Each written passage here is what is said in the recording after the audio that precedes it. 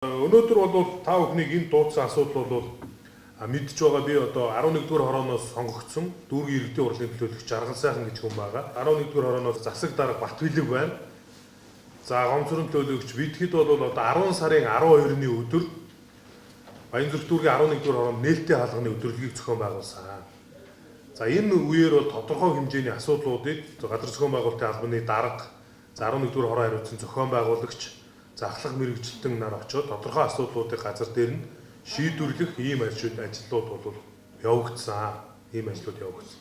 За энэ дээр бол бас нэг асуудал нь яг одоо энэ туул зөвлөг, за мөн энэ товчоо хэсгийн нэг хэдэн айлууд гэдэг ингээд одоо ийм айлуудын асуудлууд өндөгддөг. За ийм олон иргэд байсан учраас та бүхнийг одоо дүүргийн тамгын газрын байранд хүлээж аваад асуудлуудыг чинь газар дээр нь одоо бас зохих хариултуудыг өгнө гэдэг байдлаар та бүхэнд бас амлаж ирсэн.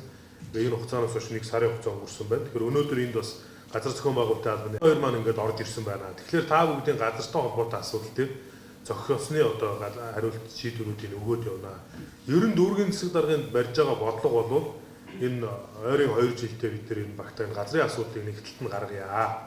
Болдог бол болдгийг хийлээд бүгдгийг өгөөд одоо эзэмшүүлээд өмчлүүлээд болохгүй бол яагаад болдгүй юм бэ гэдгийг нь хэлээд ингээд нэг талтаа гарцгаая гэдэг ийм асуудал ярьж байгаа. Ялангуяа манай 11-р хороо маш хол. Тэр болгон дүүрэг рүү ирээдээ чаддгүй бүгдээрээ дардаа ажилтаа амьдралтай ийм хүмүүс байдаг учраас одоо бас зөвхөн газрын асуудал хөөцөлтөө ингээд яваад байхад учир дутагдaltaа. За хоёрдугаар анхаарах асуудал бол 11-р хороо бол нэгдүгээр богдуулын дархан цаас хамгаалтын газар гэдэг нэг бүс газар байна. За хоёрдугаар төмөр замын хамгаалтын бүс гэж байна. За гуравдугаар тэр ариадууд олгионы станцын бүс гээд байна. Дөрөвдүгээр энэ одоо хөлийн голын орчмын бүс гээд ингээд хамгаалагдсан бидний одоо дүүргийн энэ газар зохион байгуулалтын албанаас хэрэг хэмжээнээс хэтэрсэн дүүргийн засаг даргын мэдлийн хэрэг хэмжээнээс хэтэрсэн ийм асуудлууд байдгаа гэдгийг ойлгох хэрэгтэй. Тийм учраас ямар шалтгааны улмаас болдгүй. Яавал болохын хизээ болохын тулд хаана хандах юм гэдэг асуудлуудыг нь одоо та бүхэн хэлж өгье гэдэг. Ийм зорилгыг тавьж байгаамаа.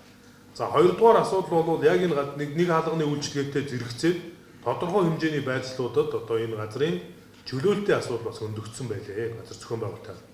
Энэ бас тодорхой дүрм журмынхаа хүрээнд хийгдэж байгаа ажлууд. Ялангуяа тэр хонхорлуу төмөр замын гарцаар оронгууд зүүнтлийн динжи айлууд бол захирамжинд дүүргийн орон нутгийн хэрэгцээний газаргээ гарцсан байхад өөрснөө одоо хашаа авчиж бариад одоо чанаг нангар мэрэгжилтний хэлж байгаагаар бол 2 айл хүртэл тэнд ингээ байшингаа барьсан байж байгаа. Бариад эхэлж яхад нь хүртэл хийлсэн. Хилээд одоо ингээд үг аваа одоо ингээд өнөөдөр хашаа барьсан зардлаараа байшингаа барьсан зардлаараа тухайн иргэн хохирох хэмжээнд хүрсэн ийм асуудлууд бас байгаа учраас хэдүүлээ юмаа нээлттэй ярилцаад иргэн ч мэдээлэлтэй одоо дүүргийнх нь энэ газар зохион байгуулалтын албанч нэг мэдээлэлтэй адилхан мэдээлэлтэй байгаад энэ асуудлуудаа шийдвэрлээд ингээд явъя гэсэн ийм зорилгыг тавиад ингээд ажиллаж байгаа шүү гэдгийг та бүхэнд бас ойлгуулж хэлье.